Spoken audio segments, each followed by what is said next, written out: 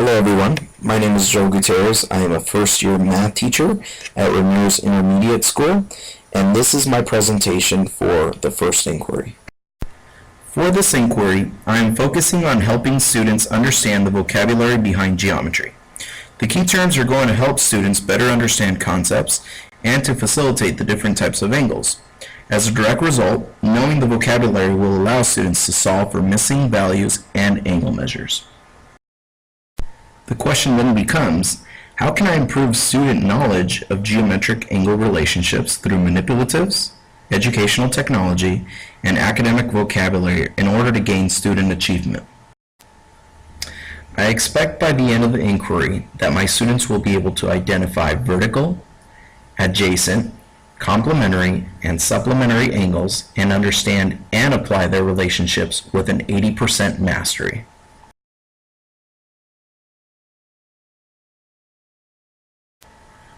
In this inquiry, the following CSTP elements were addressed. Element 1.4, using a variety of instructional strategies, resources, and technologies to meet students' diverse learning needs. From Element 2.4, creating a rigorous learning environment with high expectations and appropriate support for all students. Below are the Common Core state standards that we focused on for this unit of study. For this inquiry, I used research from our induction seminars, PLC collaborations, and also from our book, Teach Like a Champion.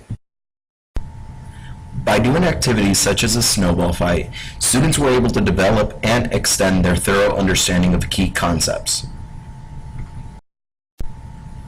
By using the app Nearpod on the iPads, students were able to view other students' work in live time, allowing them to piggyback on others' ideas and making it fun. Performing vocabulary warm-ups at the beginning of every period allowed students to access prior knowledge, making key terms more comprehensible. My first focus student is an English language learner who goes by the name Jen. She is a CELT 1 student, speaks Mandarin only, and requires an iPad mini to translate text inside of the classroom.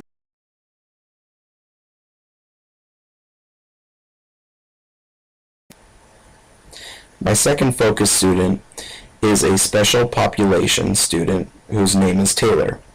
She is currently on a speech IEP, is required to speak out loud, meets with a speech pathologist once a week, and below you will find some of her work.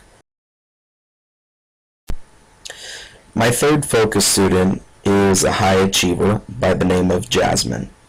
Jasmine is a straight A student, speaks Spanish fluently, and many times requires DOK Level 4 questions to challenge her.